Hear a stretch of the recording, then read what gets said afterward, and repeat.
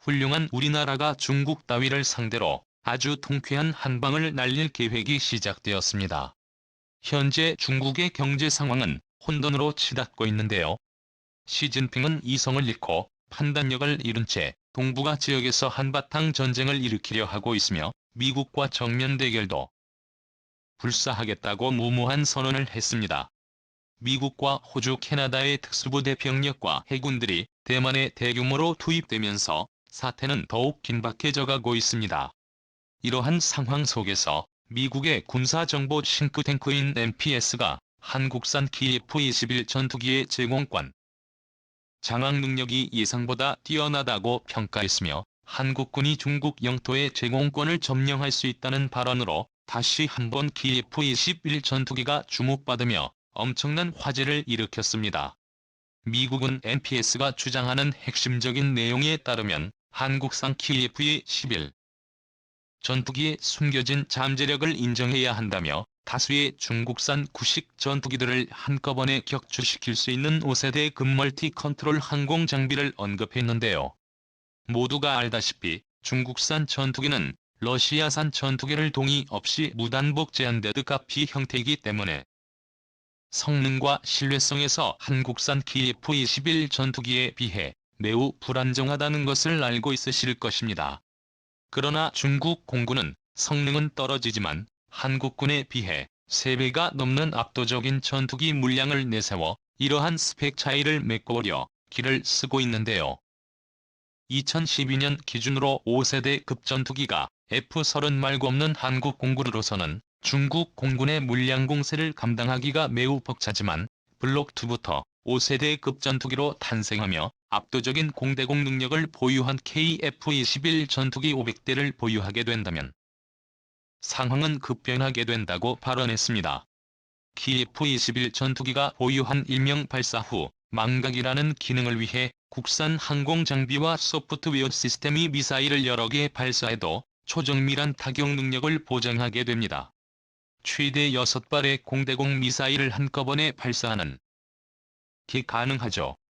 KF-21 앞에서 생산된 지 50년이 훌쩍 넘은 중국군의 주력 전투기인 제2질은 그야말로 추풍낙엽처럼 풀려나갈 뿐이며 자칭 중국 공군의 새로운 주력이며 차세대 전투기들인 제20과 제21도 KF-21에게 성능에서 압도적으로 열세입니다.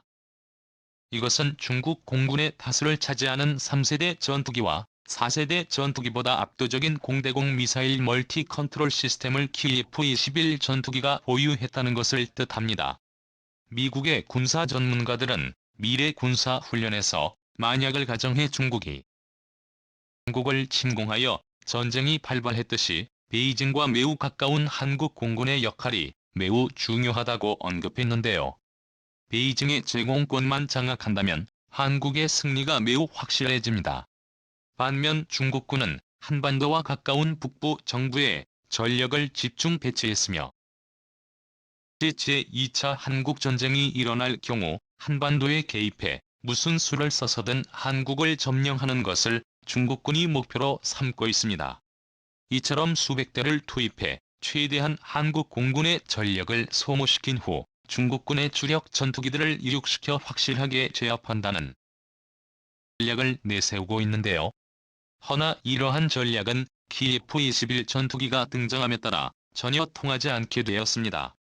과거 태국군과 중국군의 도급 파이팅 훈련 도중 태국군의 스웨덴산 전투기에 중국산 전투기들은 처참히 추락했는데요. 스웨덴산 전투기보다 표기된 성능은 중국산 전투기가 뛰어났다는 게 아이러니합니다. 왜 중국산 전투기가 공개된 스펙에 비해 성능이 처참한지는 간단합니다. 이것은 중국군의 과대 보장 능력과 엉성한 형태의 러시아산 무단복 제베드 카피의 형태를 아직까지도 있다는 증거입니다. 즉 스웨덴산 그리핀 전투기보다 성능이 월등한 KF-21 전투기는 엄청난 초격차 성능을 중국군에게 보여줄 수 있게 되는데요. NPS에 이어서 미국의 또 다른 군사보기 싱크탱크인 실사이트에서도 KF-21 전투기를 가치 있게 평가했습니다. 한국은 A사 레이더와 아이리스틱 적외선 탐지 장비 및 전자광학 추적 장비를 모두 국산화하는 데 성공했으며, 이는 한국의 정밀 제조업 산업이 얼마나 성장했는지 단적으로 보여주는 명백한 실적 기록이라고 평가했습니다. 도면에만 존재하던 전투기가 실체화되어 성능평가 단계에 들어간 것은 한국 역사의 가장 중요한 부분을 의미하며, 전체 연구 개발 과정은 대한민국 모두가 노력해서 일궈낸 가장 중요한 성과라고 칼럼에 작성되어 있습니다. 2012년 7월 KF-21 전투기는 첫 비행을 달성하고 2016년 연구 개발을 완료할 계획이며, 가까운 미래의 KF-21은 계획대로 양산되며 2030년부터 한국군에 인도될 예정인데요. 4.5세대와 5세대 전투기 부문에서 한국은 새로운 기록을 세웠습니다. 실현이 많았던 KF-21 전투기의 진면목을 주목. KF-21 전투기는 개량을 거쳐 한국의 5세대 스텔스 전투기로 재탄생했으며, 한국은 새로운 스텔스 전투기인 프로토타입의 선진적인 익신일체 설계와 제조 공정을 재택 설계 및 제조 공법으로 전체 날개는 다량 답벽 구조로 되어 있고, 외인과 중앙 날개 사이에는 설계 분리면이 없으며, 주수력 골조는 6개로 양쪽 날개를 관통하는 전형적인 스텔스 형상을 지니고 있습니다. 중앙 날개의 티타늄 합금 활자용 구조와 함께 블로킹 핀과 연결부를 줄여 구조적 무게 감량과 구조적 무결성 개선에 정말로 유리하다는 뜻이죠. KF-21 전투기는 이 같은 진보된 설계도를 사용해 제조 공정이 나타나도 제대로 된 효과를 발휘하는데요. 이번에 공개된 KF-21 전투기의 형상은 한국의 신뢰성을 높여주며 차후 스텔스 단계에 진입할 네 번째 국가가 될 것이라는 예측에 대한 의구심도 없어지고 있습니다. 한국은 국산 군용기를 자체 개발하기 시작한 이래 불과 30여 년 만에 최초의 프로펠러 항공기부터 4.5세대 제트기까지 엄청난 도약이 가능했으며, 한국인 기술자들이 말하는 기술적 변화의 시대가 다시 한번 찾아온 것이라고 언급했습니다. KF-21은 아이리스텔을 탑재해 적기의 행동 반경을 파괴할 수 있다는 엄청난 장점을 지녔습니다. 당연히 최약체라고 평가받는 중국산 전투기들은 취약한 성능을 자랑하며 단지 수량이 많은 물량만 가지고 있죠.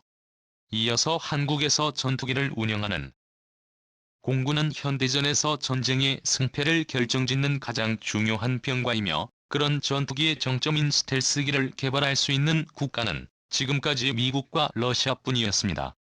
그런데 우리나라가 블록 3 개발을 확정함과 동시에 마침내 한국형 전투기 KF-21 2호기가 그 모습을 드러내면서 30년 전만 해도 제트기조차 개발하지 못했던 대한민국은 몰라보게끔 성장해 스텔스기 개발국 반열에 당당하게 합류했습니다.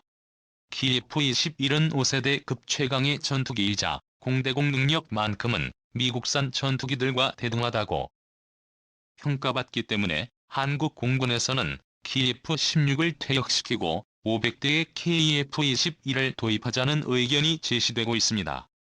공군은 주변 국가의 전쟁에서 판도를 결정짓기 때문에 예전과는 달리 육군과 대등할 정도로 목소리가 매우 커졌으며, 출고 시기 이후 KF-21의 관계자는 공군에서 500대의 KF-21을 구입하게 간절하게 원한다고 언급했는데요. 한국이 500대의 KF-21을 도입한다는 것은 동아시아의 패권을 차지하려는 중국의 계획이 물거품이 되는 것을 의미하며, 오히려 자신들의 숨통을 노릴 수 있는 한국의 군사력이 지금과는 차원이 다른 수준으로 강화되니 더욱 두려워할 수밖에 없습니다. 주변국들의 조롱과 비난에도 한국은 끝내 무에서 유를 창조하며 KF-21의 개발을 성공했으며, 한국군의 자주국방은 KF-21을 개발하기 전과 개발한 나눈다 해도 과언이 아닐 것입니다. 본 영상은 유튜브 채널 대고구려 제국에서 제작하였으며, 도움이 되셨다면 좋아요와 알림 설정을 눌러주세요. 시청해주셔서 감사합니다. 다음 영상에서 만나요.